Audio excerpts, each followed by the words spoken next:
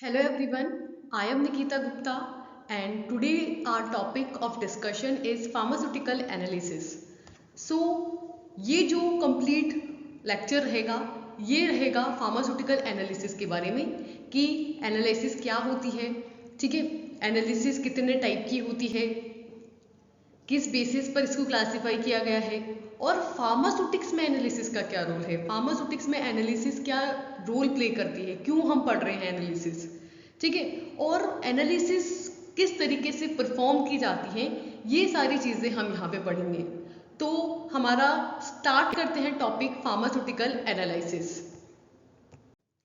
सबसे पहले हम इसके अंदर समझेंगे कि फार्मास्यूटिकल एनालिसिस होता क्या है, किसको हम डिफाइन करेंगे कि फार्मास्यूटिकल एनालिसिस का मतलब ये है। तो हम कह रहे हैं कि फार्मास्यूटिक्स के अंदर जो फार्मास्यूटिकल एनालिसिस है वो क्या है, it is an pharmaceutical analytical chemistry, ठीक है, केमिस्ट्री का एक पार्ट है, जैसे केमिस्ट्री में ऑर्गेनिक केमिस्ट्री है, इनऑर्गेनिक केमिस्ट्री है, वैसे ही एक है एनालिटिकल केमिस्ट्री, ठीक है, जिसमें एनालाइज करेंगे। एनालाइज का मतलब समझते हैं ना कि हम चीज़ों को जानेंगे, पता करेंगे, एनालाइज करेंगे, ठीक है। तो एनालिटिकल केमिस्ट्री क्या है? Analytical chemistry is the branch of science concerning with the study of chemical composition, structural behaviour like liquid, gas off matter, ठीक है। एनालिटिकल केमिस्ट्री क्या है? एनालिटिकल केमिस्ट्री जो है वो साइंस की एक ऐसी ब्रांच है जो कि किससे कंसर्न है, किससे रिलेटेड है, किसी भी कंपाउंड के, कौन सा कंपाउंड, लिक्विड कंपाउंड हो सकता है, गैसियस कंपाउंड हो सकता है, ठीक है, कोई किसी भी तरीके के मटेरियल का बना हुआ, किसी भी मैटर का, मैटर की बात करेंगे तो सॉलिड, लिक्विड, गैस, तीन तरीके के मैटर में हो सकता है कोई भी कंपाउंड। तो जो मैटर है हमारा, चाहे वो लिक्विड है या गैस है, उसके स्ट्रक्चरल कंपोजिशन और उसके स्ट्रक्चरल बिहेवियर कि किस तरीके से वो बना है, उसका केमिकल कंपोजिशन क्या है।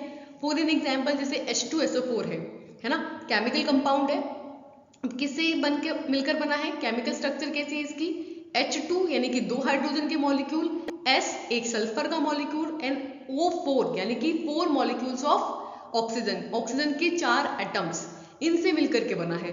तो वो साइंस की ब्रांच जिसके अंदर हम किसी भी मैटर के, किसी भी कंपाउंड के केमिकल कंपोजिशन और स्ट्रक्चरल बिहेवियर कि किस तरीके की उसकी स्ट्रक्चर है, जैसे H2SO4 है तो उसमें सल्फर है, ठीक है, ऑक्सीजन जो है उसके साथ डबल बॉन्ड से एसोसिएट है और हाइड्रोजन सिंगल बॉन्ड से एसोसिएट है, तो उसके स्ट्रक्चरल बिहेवियर कैसा है, उसका केमिकल कंपोजिशन कैसा है, उससे रिलेटेड है एनालिटिकल केमिस्ट्री, ठीक है। क्लियर हो गया एनालिटिकल केमिस्ट्री क्या है। अब हम पर्टिकुलर जाते हैं फार्मास्यूटिकल एनालिसिस पर कि भाई ओवरऑल जो एनालिटिकल केमिस्ट्री होगा उसके अंदर हर मैटर की केमिकल कंपोजिशन और स्ट्रक्चरल बिहेवियर की बात करेंगे।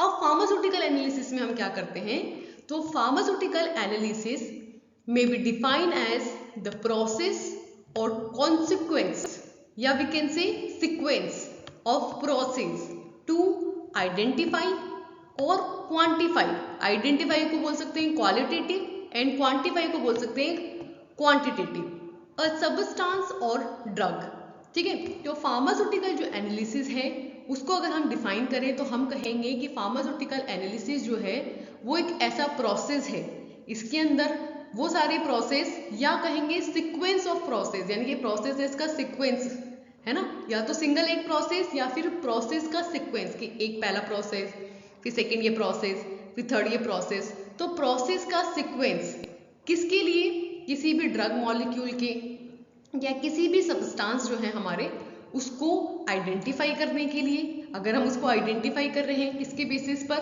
उसके कलर, टेस्ट, ऑर्डर, टेक्सचर, इनके बेसिस पर, तो वो क्या है क्वालिटेटिव एनालिसिस।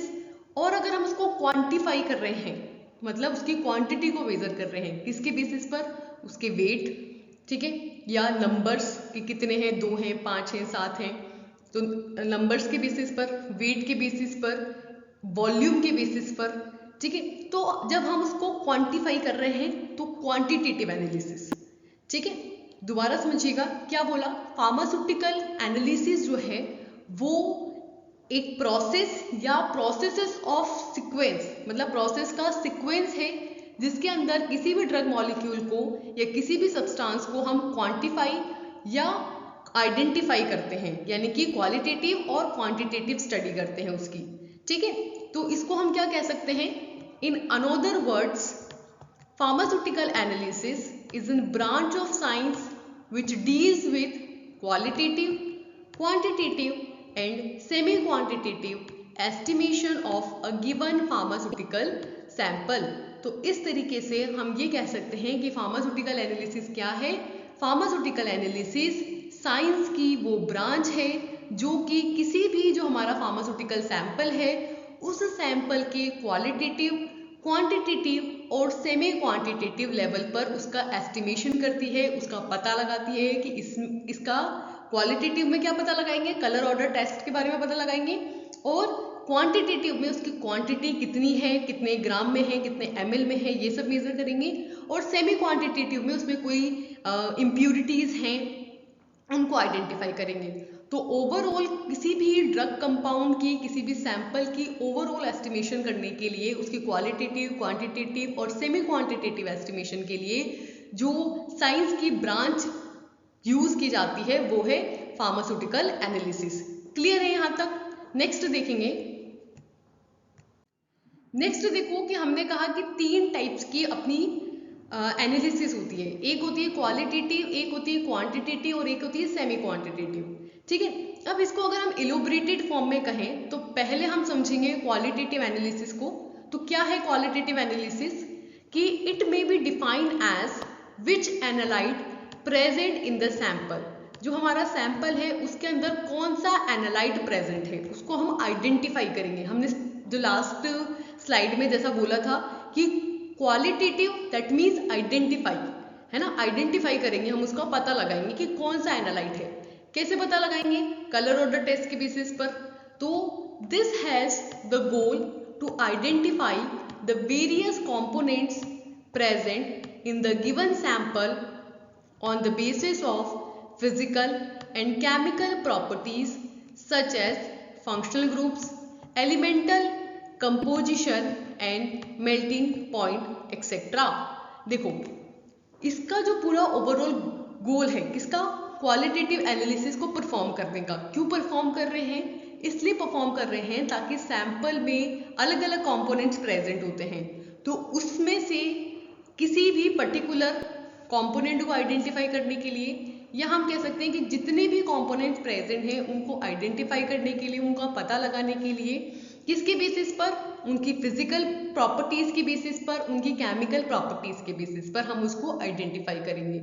क्या हो सकती हैं प्रॉपर्टीज? जैसे कि फंक्शनल ग्रुप जैसे अगर COOH कार्बोक्सिलिक एसिड प्रेजेंट है तो कार्बोक्सिलिक एसिड के टेस्ट लगाएंगे, टेस्ट लगा के पता करेंगे कि उसमें कार्बोक्सिलिक एसिड प्रेजेंट है या नहीं प्रेजेंट है।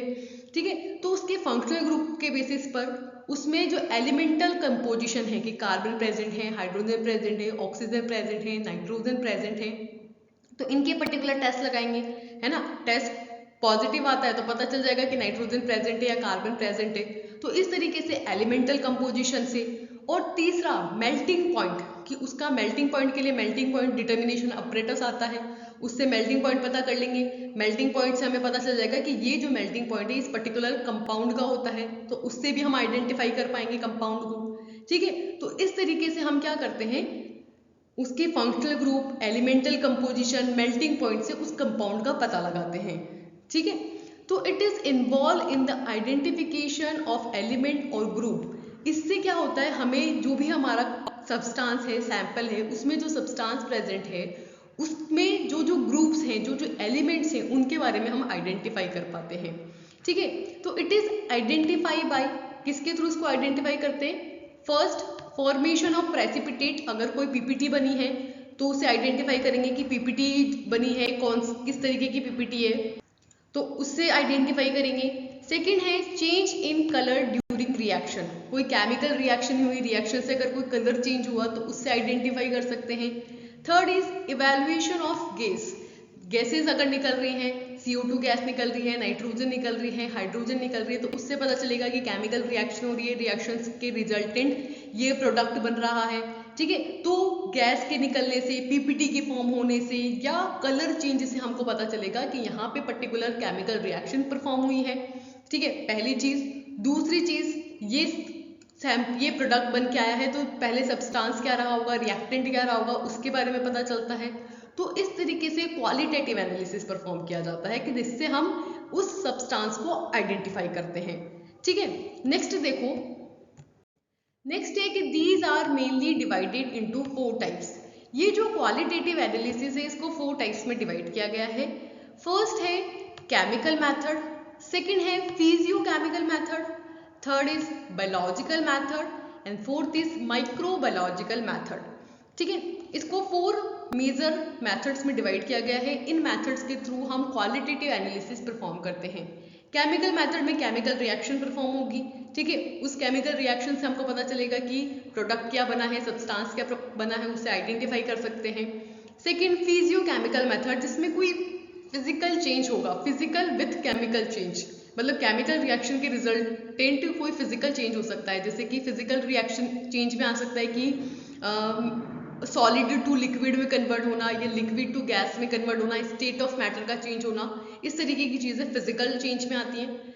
थर्ड इज बायोलॉजिकल मैथड, जिसमें कोई बायोलॉजिकल चेंज देखने को मिलेगा, और माइक्रोबायोलॉजिकल मैथड, जिसमें कोई माइक्रोबायोलॉजिकल लेवल का, माइन्यूट लेवल का, माइक्रो लेवल का चेंज देखने को मिलेगा, जो आपके सब्सटेंस हैं उसकी वजह से माइक्रोब्स के अंदर या जो बायोलॉजी है उसमें एनिमल के अंदर क्या होगा, कोई चेंज हमको देखने को मिलेगा, जिससे हम उस चेंज के बेसिस पर आइडेंटिफाई कर पाएंगे कि हमारा सब्सटेंस क्या रहा होगा।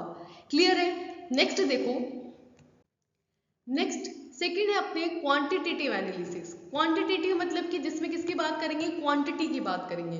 क्वांटिटी जिसको हम मेजर करेंगे in terms of some unit, जैसे कि ग्राम हो गया, मिलीग्राम, किलोग्राम, ml, लीटर। ठीक है, वॉल्यूम की बात हो जाएगी तो इस तरीके से जिसको हम यूनिट्स में मेजर करेंगे, ठीक है, जिसको हम माप सकते हैं, उसकी बात करेंगे यहाँ पे। तो क्वांटिटेटिव एनालिसिस की बात करें तो it may be defined as how much amount of analyte present in the given sample. This has the goal to determine the quantity of each component present in the given sample. क्या बोल रहे हैं कि quantitative analysis जो होगा ना, इसको अगर हम डिफाइन करें तो हम बोलेंगे हाउ मच। वहां पे क्या था कि व्हाट इज प्रेजेंट, यहाँ पे क्या है, हाउ मच अमाउंट, कितना अमाउंट जो है सैंपल के अंदर प्रेजेंट है ना, जो हमारा सैंपल है उसमें एनालाइट का कितना अमाउंट प्रेजेंट है, हाउ मच को डिफाइन करता है कौन, क्वांटिटेटिव एनालिसिस।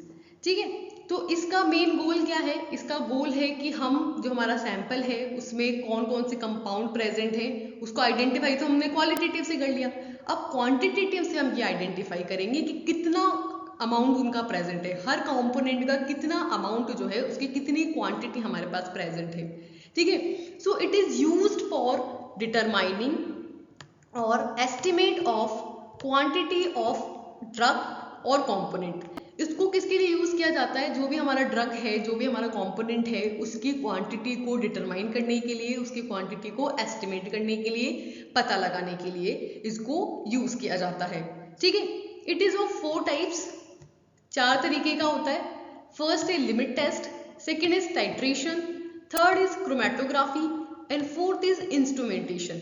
4 तरीके से हम क्वांटिटेटिव एनालिसिस परफॉर्म कर सकते हैं। 4 तरीके से हम अपनी ड्रग के अमाउंट को पता लगा सकते हैं कि कितना अमाउंट प्रेजेंट है।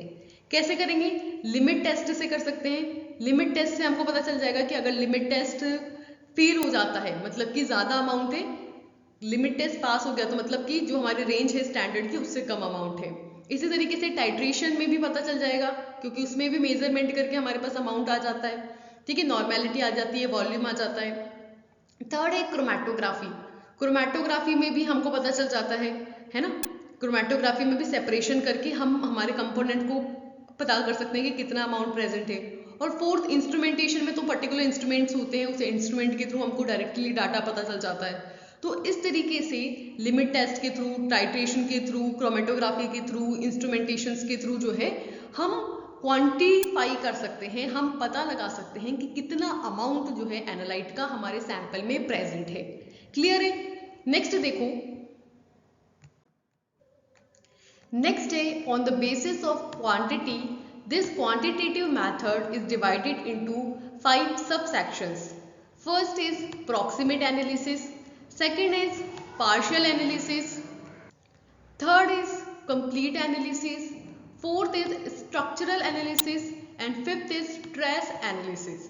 तो ये जो क्वांटिटेटिव एनालिसिस है इसको क्वांटिटी के बेसिस पर 5 मेजर टाइप्स में डिवाइड किया गया है। प्रॉक्सिमेट, जिसमें हम एक अप्रॉक्सीमेट आइडिया लगाएंगे कि नाइट्रोजन प्रेजेंट है या नहीं प्रेजेंट है, ठीक है। सेकेंड इज पार्शियल, जिसमें हम जो हमारा कंपाउंड है उसके बारे में एक पर्टिकुलर जो सब्सटेंस है, कुछ जैसे पूरा कंपाउंड है तो उसके कुछ पर्टिकुलर जो एटम्स रहेंगे उनको हम आइडेंटिफाई कर पाएंगे। कंप्लीट एनालिसिस, जिसमें पूरी तरीके से एनालाइज कर पाएंगे। स्ट्रक्चरल एनालिसिस, जिसमें हम स्ट्रक्चर को एनालाइज करेंगे कि स्ट्रक्चर में कौन कौन से कंपाउंड प्रेजेंट है, किस तरीके की स्ट्रक्चर है, उसको पता लगा पाएंगे। और ट्रेस एनालिसिस, जिसमें जो माइन्यूट अमाउंट में प्रेजेंट होगा ना, जो सबसे कम अमाउंट में, ट्रेस अमाउंट में प्रेजेंट होगा, उसको हम आइडेंटिफाई कर पाएंगे, ठीक है। तो इस तरीके से 5 मेजर क्लासेस में इसको डिवाइड किया है क्वांटिटेटिव एनालिसिस को। प्रॉक्सिमेट एनालिसिस की बात करें तो इसके अंदर है estimation of element of nitrogen by Kjeldahl method. यहाँ पे के-जेडाल मेथड है, इसके थ्रू हम क्या करते हैं, नाइट्रोजन जो कंपाउंड प्रेजेंट है उसको आइडेंटिफाई करते हैं प्रॉक्सिमेट एनालिसिस में, ठीक है।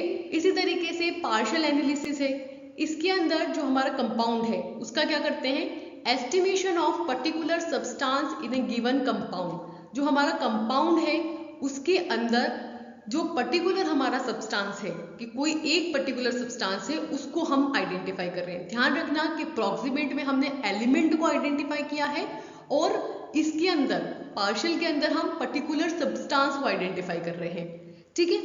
थर्ड है कंप्लीट एनालिसिस, जिसमें कंप्लीटली एनालिसिस होगा, that means deals with the estimation of complete components in a given mixture. हमारा मिक्सचर ऑफ कंपोनेंट्स रहेगा जिसको हम कंप्लीटली एनालाइज कर पाएंगे कि कौन कौन सा कंपाउंड है, कैसे कैसे कनेक्ट है, उसके बारे में कंप्लीट इंफॉर्मेशन यहाँ पे हमको मिलेगी, ठीक है। फोर्थ है स्ट्रक्चरल एनालिसिस, जिसके अंदर determine the arrangement of atoms और ग्रुप्स इन अ मॉलिक्यूल्स, जिसके अंदर जो हमारा मॉलिक्यूल है उसके अंदर जितने भी एटम्स प्रेजेंट हैं, जितने भी ग्रुप्स प्रेजेंट हैं, उनका अरेंजमेंट किस तरीके का है, वो कैसे जुड़े हुए हैं, उनकी स्ट्रक्चर कैसी बनी हुई है, ये सब इसमें आइडेंटिफाई करते हैं, ठीक है। और लास्ट आता है ट्रेस एनालिसिस, जिसके अंदर study about the element present in least quantity in a sample, जिसके अंदर जो सैंपल है हमारा उसमें जो सबसे कम अमाउंट में हमारा एलिमेंट प्रेजेंट होगा उसकी स्टडी करेंगे, जो सबसे कम होगा, ट्रेस अमाउंट में होगा, इसलिए इसको क्या बोल रहे हैं, ट्रेस एनालिसिस। तो इस तरीके से 5 मेजर टाइप्स हैं क्वांटिटेटिव एनालिसिस के, प्रॉक्सिमेट, पार्शियल, कंप्लीट, स्ट्रक्चरल और ट्रेस। प्रॉक्सिमेट में अब जो एलिमेंट्स हैं उनको आइडेंटिफाई करेंगे, पार्शियल में सब्सटेंस को, कंप्लीट में कंप्लीट एनालिसिस होगा, स्ट्रक्चरल में स्ट्रक्चर को पता लगाया जाएगा और ट्रेस में जो ट्रेस अमाउंट में प्रेजेंट होगा उसको आइडेंटिफाई किया जाएगा। क्लियर। नेक्स्ट देखो, नेक्स्ट थर्ड आता है अपने सेमी क्वांटिटेटिव एनालिसिस, ठीक है।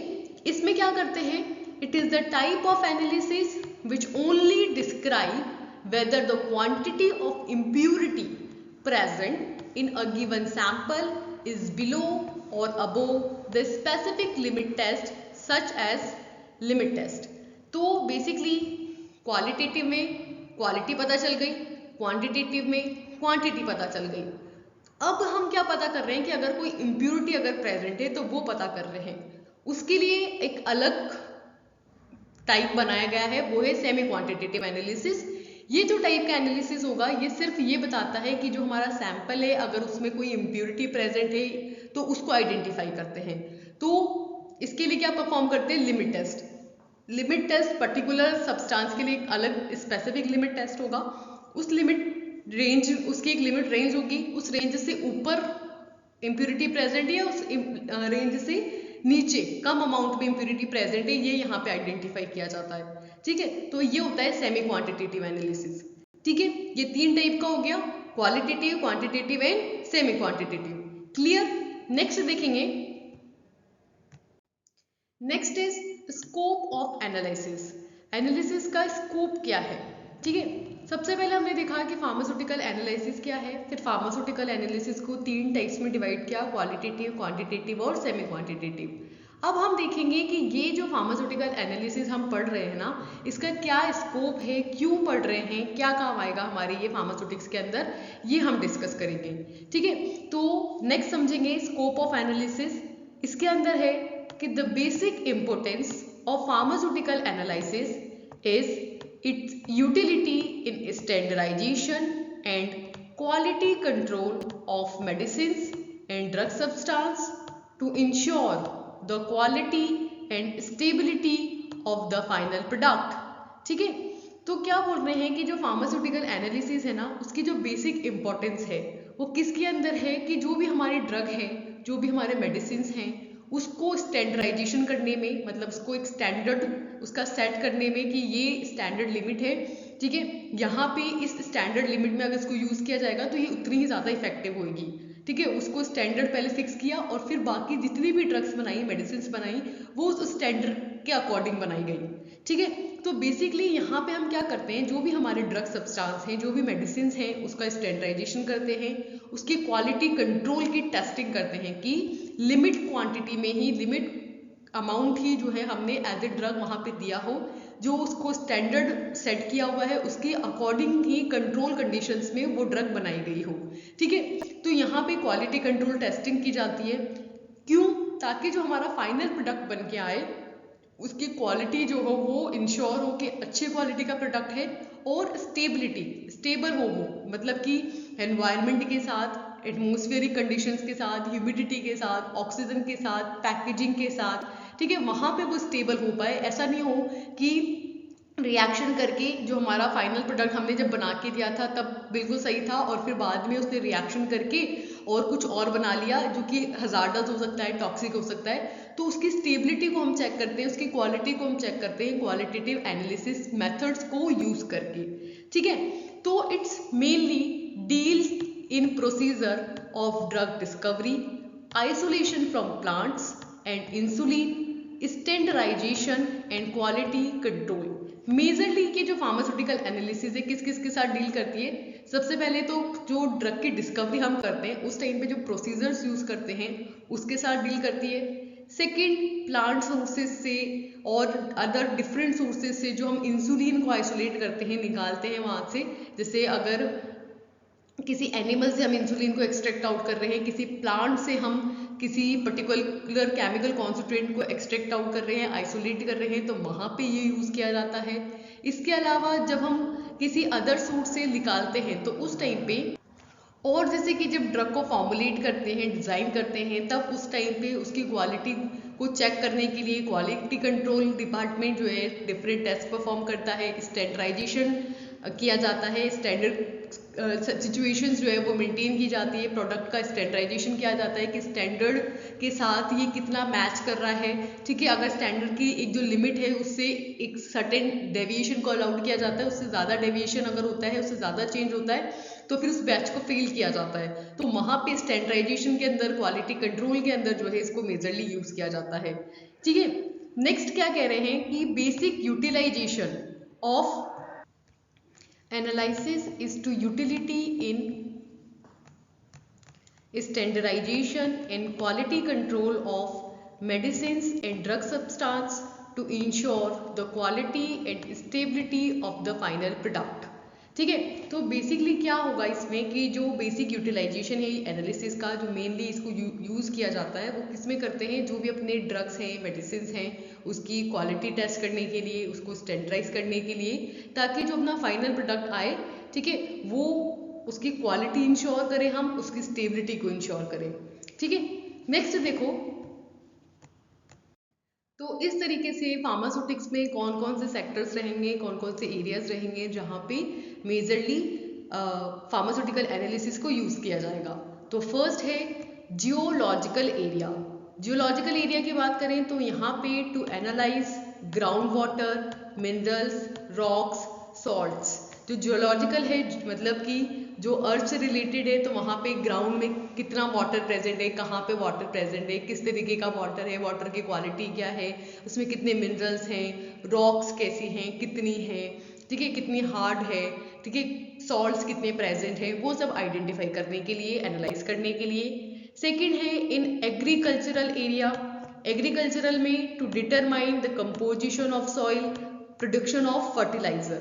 ठीक है, तो एग्रीकल्चरल जो एरिया है, खेती बाड़ी वाला जो एरिया है, उसके अंदर जैसे सॉइल है तो सॉइल का कंपोजिशन क्या है, कौन कौन से मिनरल्स प्रेजेंट है, कितनी फर्टिलाइज है, ठीक है, कितना फर्टिलाइजर और डालने की जरूरत है उसको फर्टिलाइज करने के लिए, ये सब पता लगाने में एनालिसिस का रोल होता है। थर्ड है as public health safeguard to check food and cosmetics. ठीक है, पब्लिक हेल्थ सेफ गार्ड की फॉर्म में जो फूड हम यूज़ कर रहे हैं, खा रहे हैं, कॉस्मेटिक्स लगा रहे हैं, तो वो स्किन को, हमारी बॉडी को कितने हार्मफुल है, या फूड है तो उसकी क्वालिटी ऑफ न्यूट्रिशन कितना है उसमें, इसको एनालाइज करने के लिए यूज़ करते हैं। इसी तरीके से इन medical and biological research field the analytical chemistry help in development and production of medicine and cure disease. Medicine के फील्ड में, बायोलॉजी के फील्ड में, रिसर्च के फील्ड में, मतलब कि रिसर्च में जिसमें हम मेडिकल इक्विपमेंट्स हो गए, मेडिकल डिफरेंट डिजीजेज हो गई, इन सब के बारे में जो रिसर्च करते हैं, तो वहाँ पे जो एनालिटिकल केमिस्ट्री है उसको यूज़ करके हम ड्रग्स को डेवलप करते हैं, मेडिसिन को डेवलप करते हैं, उनका प्रोडक्शन करते हैं, और डिजीज़ की क्योरमेंट के लिए काम करते हैं कि जब हम डिजीज़ दे रहे हैं तो उसका इफेक्ट आ रहा है नहीं आ रहा है, उसको एनालाइज करते हैं, उसका पता लगाते हैं। ठीक है, इसी तरीके से फूड डिटर्मिनेशन, फूड को डिटरमाइन करने में कि फूड का न्यूट्रिशन लेवल क्या है, उसमें कितना कार्बोहाइड्रेट है, कितना प्रोटीन है, कितना फैट है, कितना विटामिन है, मिनरल्स है, तो उसका कंपोजिशन पता करने के लिए यूज़ करेंगे। ठीक है, इसी तरीके से सॉइल स्टडी, सॉइल को स्टडी करेंगे कि सॉइल की कैसी क्वालिटी है, कितने मिनरल्स हैं, कितना फर्टिलाइज्ड है सॉइल। ठीक है, तो सॉइल की ओवरऑल जानकारी के लिए यूज़ करेंगे। ठीक है, नेक्स्ट देखो, नेक्स्ट है बायोलॉजिकल सैंपल एस्टिमेशन। कोई भी बायोलॉजिकल सैंपल आता है, जैसे कि मान लो ब्लड हो गया, यूरिन हो गया, सलाइवा हो गया, ठीक है, तो इनकी जो टेस्टिंग करेंगे, उसके टेस्टिंग के लिए, उसके एस्टिमेशन के लिए, डिजीज को डायग्नोज करने के लिए, पता लगाने के लिए एनालिसिस को यूज करेंगे। नेक्स्ट है डेयरी प्रोडक्ट एस्टिमेशन, जैसे कि दूध हो गया, ठीक है, तो दूध में कितना फैट है वो पता लगाने के लिए। इसके अलावा जैसे घी है, तो घी की क्वालिटी कैसी है, ठीक है, उसमें कुछ इम्प्यूरिटीज प्रेजेंट है या कोई अडल्ट्रेशन कर रखी है, कुछ मिक्स करके उसको बना रखा है, तो ये पता लगाने के लिए, इसको एनालाइज करने के लिए। इसी तरीके से pesticide estimation in food and vegetables, जो हमारा फूड है, वेजिटेबल्स हैं, जब उसमें पेस्टिसाइड का छिड़काव कर रहे हैं तो पेस्टिसाइड कितना इफेक्ट डाल रहा है ना, कितना अमाउंट पेस्टिसाइड का यूज किया गया है, ये सब पता लगाने के लिए। और इन्वायरमेंटल पॉल्यूटेंट डिटर्मिनेशन, एनवायरमेंट में कितना पॉल्यूशन है, ठीक है, पॉल्यूशन में कौन सी, किसकी वजह से कौन सी गैस है, जैसे मान लो नाइट्रोजन ज़्यादा है या कार्बन डाइऑक्साइड ज़्यादा है या कार्बन मोनोऑक्साइड ज़्यादा है, ठीक है, N2O ज़्यादा है, SO2 ज़्यादा है, सल्फर कंटेनिंग गैसेस ज़्यादा है, तो एनवायरनमेंट में पोल्यूशन का अमाउंट कितना है, उस पोल्यूशन में डस्ट पार्टिकल्स कितने हैं, गैसेस जो टॉक्सिक गैसेस है वो कितनी है, ये सब आइडेंटिफाई करने के लिए यूज करेंगे। इसी तरीके से forensic determination in the field of DNA testing and fossils, जो डीएनए टेस्टिंग करते हैं, है ना, डीएनए टेस्टिंग में जेनेटिक स्टडी करेंगे, मदर फादर कौन है ये पता लगाने के लिए, या कोई क्रिमिनल केस है तो उसमें कौन, किस किस के ब्लड सैंपल्स वहाँ पे प्रेजेंट थे ये पता लगाने के लिए, ठीक है, कौन कौन क्रिमिनल हो सकता है, इसको एक एस्टिमेशन देने के लिए जो है यूज करेंगे। फॉसिल्स है, बहुत पुरानी फॉसिल्स है, कितने साल पुरानी है, ठीक है, उसकी एज पता करने के लिए, ठीक है, उससे उस पुराने प्राचीन काल के बारे में और जानकारी प्राप्त करने के लिए वहाँ पे फोरेंसिक डिटर्मिनेशन में फार्मास्यूटिकल एनालिसिस में एनालिसिस को यूज किया जाएगा। ठीक है, तो ये हुए सारे स्कोप जहाँ पे एनालिसिस अपना रोल प्ले करता है। क्लियर है यहाँ तक सभी को? सो इसी के साथ हमारा ये लेक्चर यहीं पर कंप्लीट होता है। इस लेक्चर के अंदर हमने देखा कि फार्मास्यूटिकल एनालिसिस क्या है, एनालिसिस क्या है, सबसे पहले एनालिसिस क्या रोल प्ले करती है फार्मास्यूटिक्स में, कौन कौन से टाइप की होती है, ठीक है, किस तरीके से चीज़ों को आइडेंटिफाई करने में, क्वांटिफाई करने में एनालिसिस अपना रोल प्ले करेगी, पर्टिकुलर किन किन एरिया ऑफ फील्ड के अंदर एनालिसिस अपना इंपॉर्टेंट रोल प्ले करेगी, कहाँ स्कोप है एनालिसिस का, ये सब हमने यहाँ पे डिस्कस किया है। ठीक है, इसके अलावा इस चैप्टर में और चीज़ें हैं, जैसे कि क्लासिफिकेशन है एनालिसिस का, और डिफरेंट मेजरमेंट के पैरामीटर्स हैं, एस्टिमेशंस हैं, तो वो सब हम फर्दर डिस्कस करेंगे। अभी के लिए इतना ही। Thank you and all the best. Bye bye.